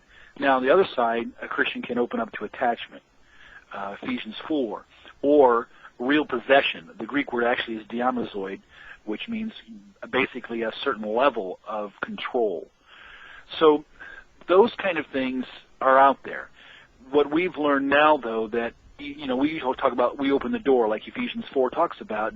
Be angry, don't sin, don't let the sun go down your anger, and give the devil a foothold, a toe pawn, a legal right to your life. So as long as we don't do that as a believer, then we eliminate. We're literally, the doors are slammed, and God's got the right, and the enemy doesn't have a right. Here, the other side of that issue is when occultists, have progressed in their development of spiritually sending out and attacking. That's why there are death rituals, sickness rituals, plundering rituals. It's all about, conjuring spirits and powers to attack.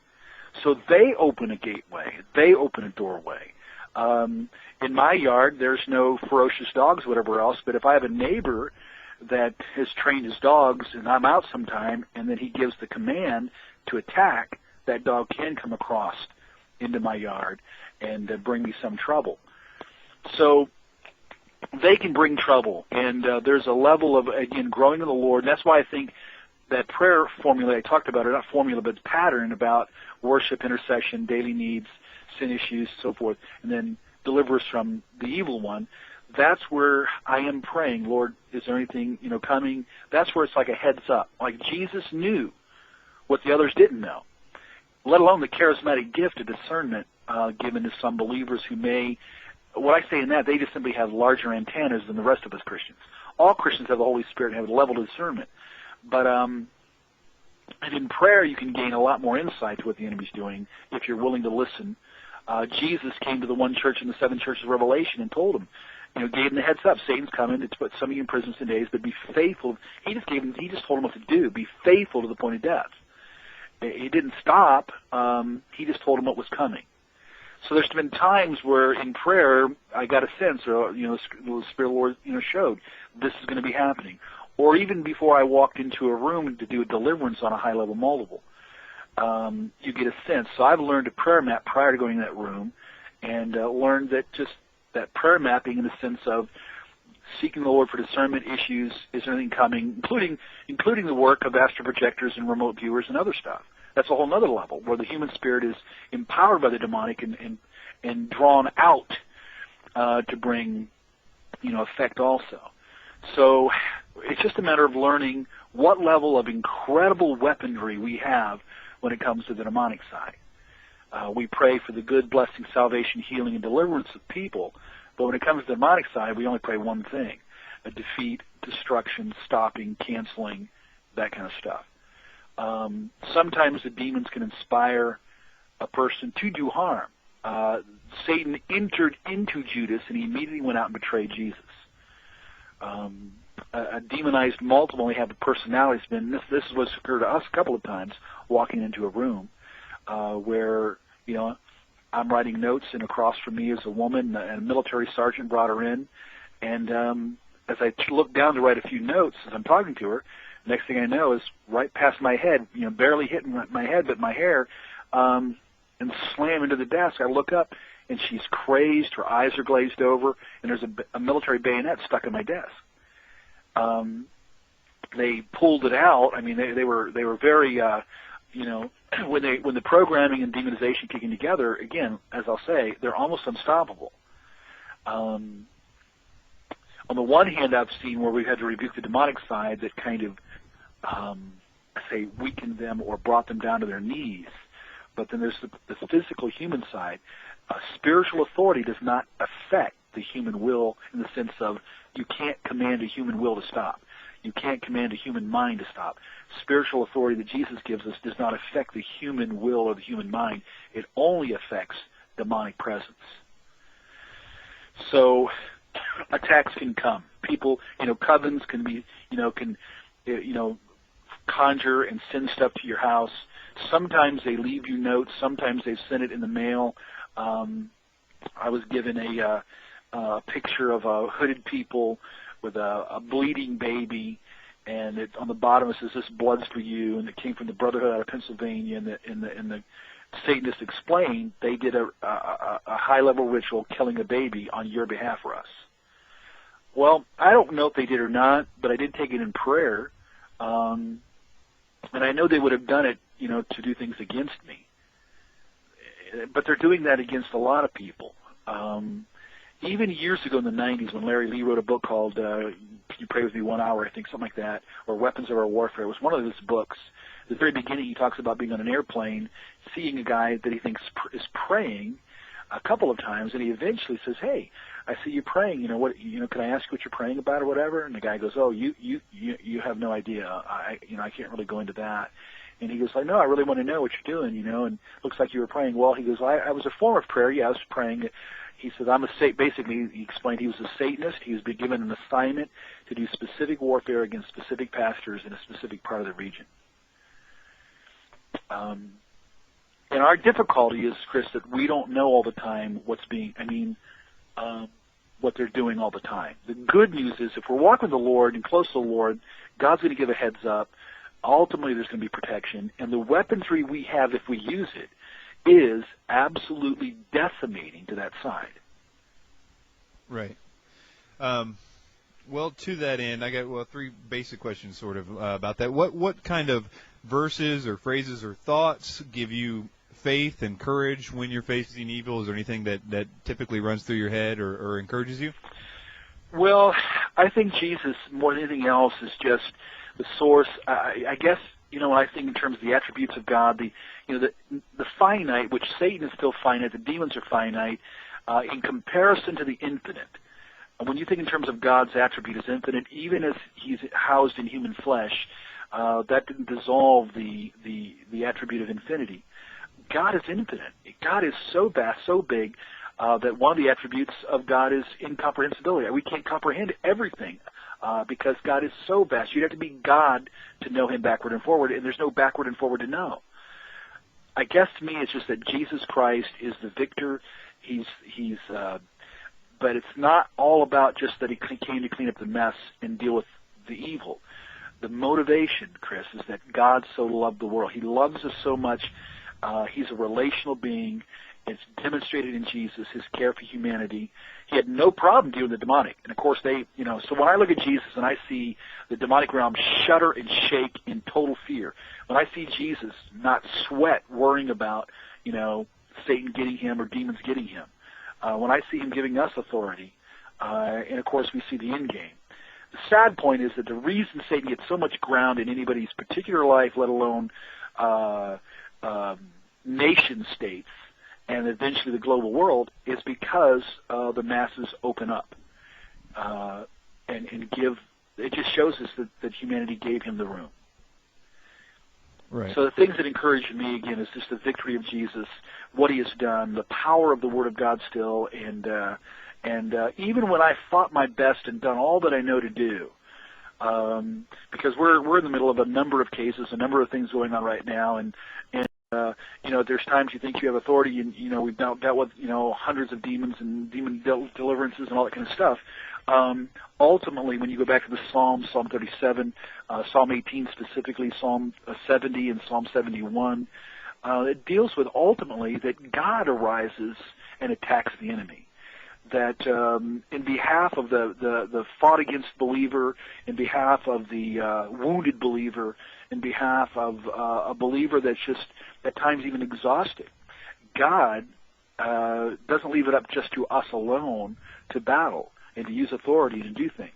It demonstrates again and again that he rises up and literally attacks them. So part of a spiritual warfare praying is sometimes saying, God, Lord, I'm just, come and attack what's going on, because there's so much of it sometimes. And I see the same operation in the book of Romans chapter 16, verse 20, in dealing with the empire of Rome, which was, of course, the emperor worship, and obviously Satan had his throne there, and there was where there is that kind of alternative spirituality, you also see a level of massive blood persecution against Christians.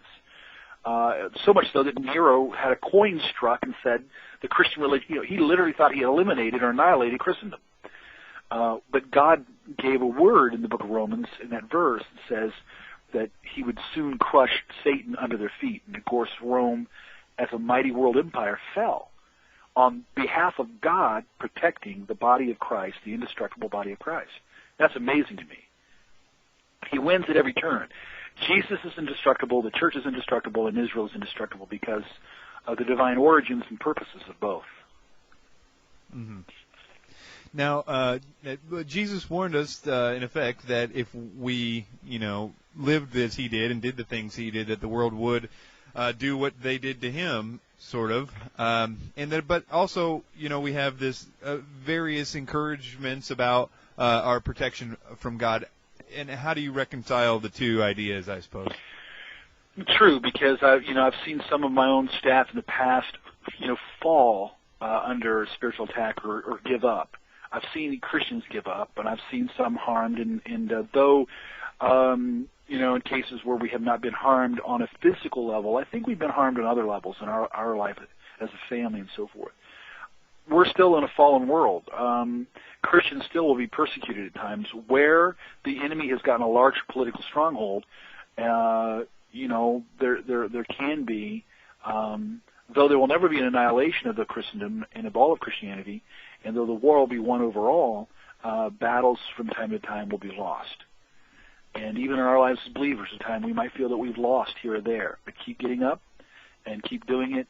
And ultimately, there should be a succession and progression of victories, no matter how deep the battle. I've had many people say, "I don't want to do as much as you guys have done." Listen, we're no heroes, Chris. I don't have anything anybody doesn't have. The only difference would be my motivation is to see people get saved and get to reach anybody anywhere. Evil inspires me in this sense to fight against it because I see its destruction.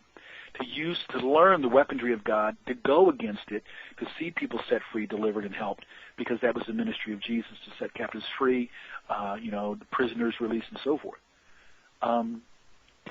So it just comes down, again, to the relationship to this incredible King of Heaven that no matter what occurs, you can't give up. And, if there are Christians that fall and stumble or when persecution does come, or Christian brothers and sisters in Sudan, thousands have been slaughtered. Because the floodgates, again, the laws of engagement there have given room to the enemy politically and through that kind of stuff. So I'm sure here in the United States, if we didn't have some of the law and order that we have, that there would be more of a persecution towards believers. I think that faith is important as far as I don't know. It's kind of hard. It's just such a hard thing to say.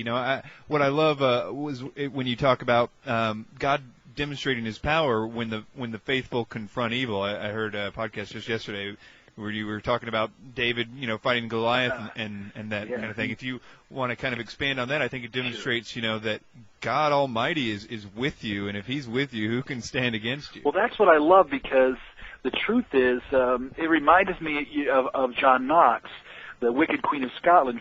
It said, fear the prayers of John Knox more than an invading army. Well, this is true, I think, in the sense that here you have Goliath that may have come from Nephilim blood. Obviously, he was some kind of giant, and the Philistines obviously being highly demonized. You got to realize that all those little nations around Israel, they were into blood drinking, killing, sacrificing their sons and daughters, cannibalistic. They were not. There was no secular states. There were no democratic, atheistic, agnostic states. They were all in some form of God-goddess worship that caused them to have such a hatred for these people that had Yahweh as their God because of the spiritual antagonism. So when Israel comes, or when Goliath comes, look what he's doing. he's constantly blaspheming and he's screaming at Israel about the God of Israel. He's literally trying to provoke them by slamming their God. And these great experienced warriors, where were they? They were up in the hills and they were hiding. They were behind the rocks where Goliath couldn't get to them. Notice what occurs. Nothing happens in the rocks other than they got to stay there. They got to stay humiliated. They got to stay defeated, and no activity of God happens up in the rocks.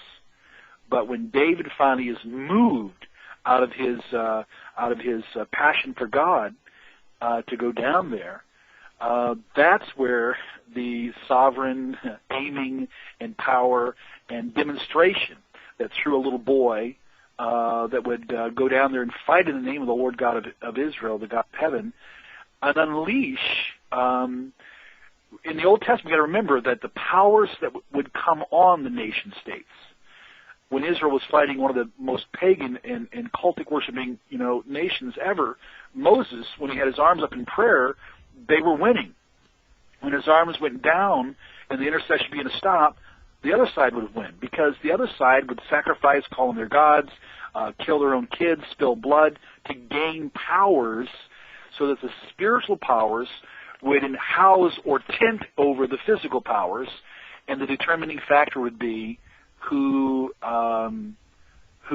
spiritual powers, or God, would be given the room to operate in the greatest way.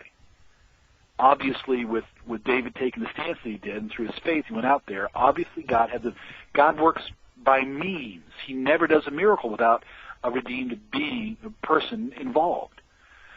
He doesn't do any answering to prayer unless there's a prayer, unless there's someone to do it. So I see God shows up on the field, destroys Goliath in this incredible turnaround, demonstrating that the power of God is not a matter of size of a human being, but by the sheer openness. So he went out there in faith. God loves faith, and he went and literally he poured through that passion and that faith in a warfare sense. And of course, Goliath was defeated. Israel was, all excited. Although we don't see them repenting very much over that. So the church should never be afraid. Out on the field is where I have seen the power of God. Out of the field in front of these people, seeing some get saved, some of them that hate us, some of them swear they're going to kill us, destroy us in the end, all these kind of things. We've heard this so many times, and obviously we're all going to die sometime. We're all going to go out. I don't want to go out like a chicken. I don't want to go out like the guys in the rocks. And that's not even my focus. My issue is just, is there one more person that can get saved? Is there one more person get delivered?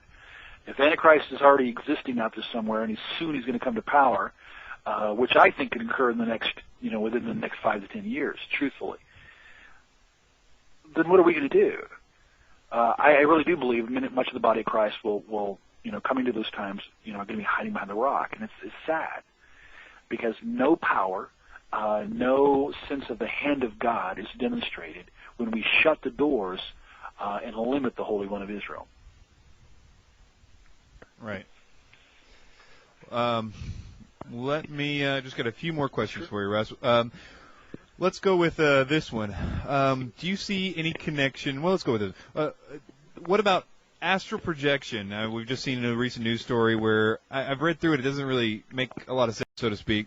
I've had reservations that this was something that was, I don't know, with sleep paralysis. You notice them trying, and you said you've actually astral project when you were a Buddhist, and I just want to know what's your view on it in the whole scheme of things. Well, I think is it a go ahead. I think that it's a capacity that we have the ability, but we can't do it without some kind of presence helping us. Ezekiel went up and out, Paul went up out of his body, and John of the Isle of Patmos went out of his body, but all by the Spirit of God in every case. And they were all shown and directed by God, all that he was going to reveal, and it corresponded with the Scriptures and the purposes of God. Now, on the other side of the fence, like I was taught by Master Ong about how to leave the body, what it would feel like, how to talk to the Ascended Masters, and if they ever asked me to let them come in my body and speak through me, a channel, which I never got to that point. I got saved right in the middle of all that. But when I look at a light level where there's people practicing and trying it out, or we read the light level information concerning, concerning Ed Dames and Buchanan and Monroe and all the different guys that came from the Stargate Project and remote viewing. Remote viewings, Ingo Swann understood that as the father of it, because it all involved a projecting outward and abilities that go beyond the normal human.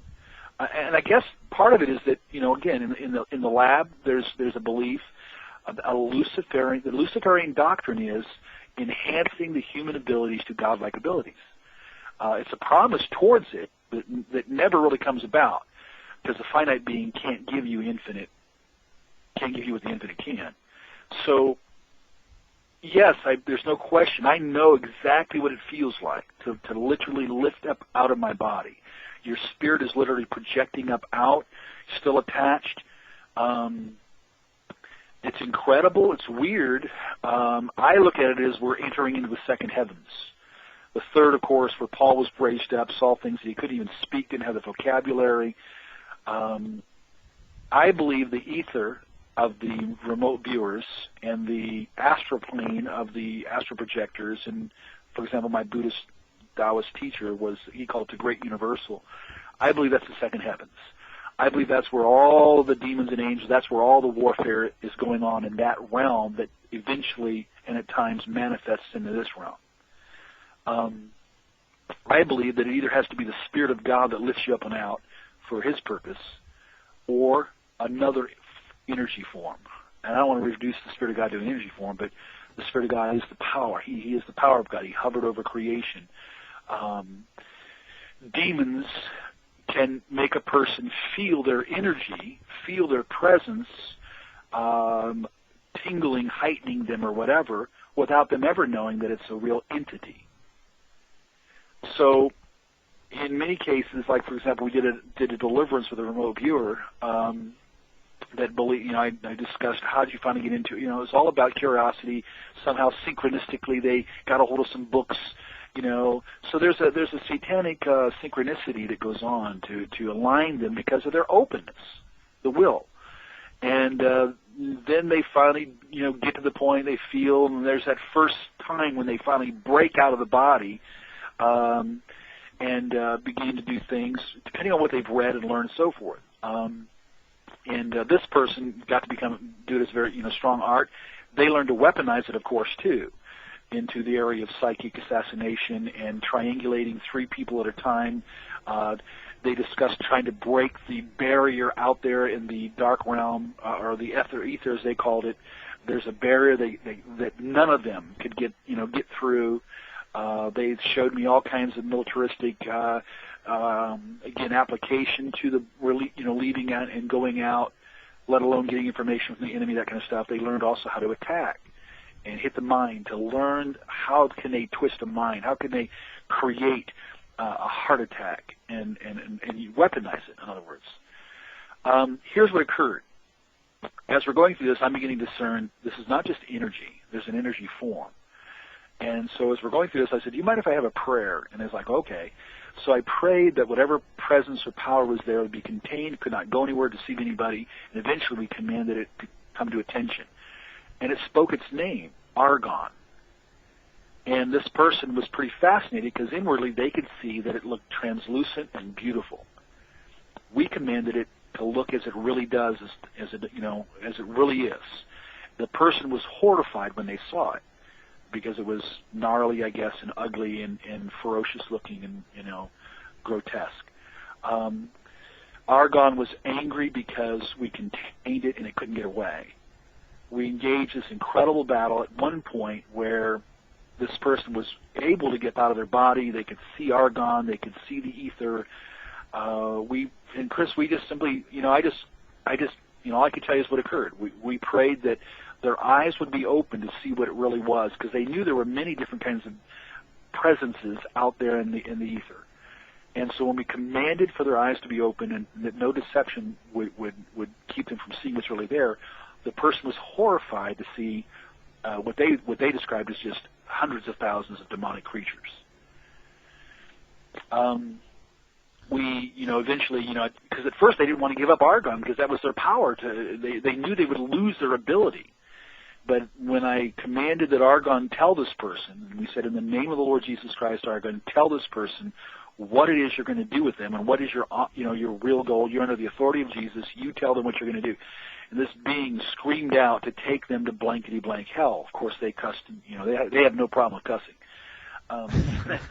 They have no problem. I mean, demons aren't Cheech and Chong, but they can sure cuss like them. So we commanded, they were finally, the person was like, okay, go ahead, get it out, so we commanded and demanded it release and get out and so forth, and everything that it gave the person. Well, the person couldn't do it any longer. I think that's true of anybody we dealt with, but that, on the witchcraft side, heavy witchcraft side, or satanic side, that we're able to do that. So, in your experience, does leaving the body open one up for demonic possession, or was it not really the same mechanics, or did they already open themselves to demonic possession by having the ability to do it? Well, there'll be some that'll get mad at me over this, but it's okay. Anybody demonstrating the ability to get out of the body already has some level of attachment, some level of empowerment. You cannot get out of the body without it. And, again, God can do that. I mean, obviously, biblically, it's clear that to leave the body is possible, because in 3 biblical cases that occurred, Ezekiel, Paul, and John, but in each case by the Spirit of God. And there was an interaction.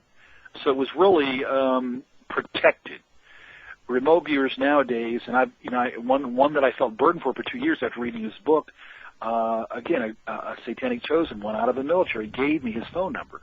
And I called him, and I got a hold of his daughter first, and instantly the Lord gave me a word about his daughter, and then she gave me his number, and I finally called him, and it took a while because he didn't want to trust me at first, but we had interactions, and I still pray for him to this very day. Look at all the remote viewers and also astral projectors out there, or if you read any of the New Agers, I mean, high-level people that talk about going on. I was just reading an old book by Monroe here just lately. It's incredible, the place they say they go, the people they visit, the people they see, all these different things that they can say and do. But you're going to notice something, Chris. Not one of them would confess Jesus, the real Jesus Christ, as their Savior, Lord, King, anything. At the very least, they might be, and a lot of them do have Mormon background, where the Spirit of God and the real Christ play no part in their spiritual experience.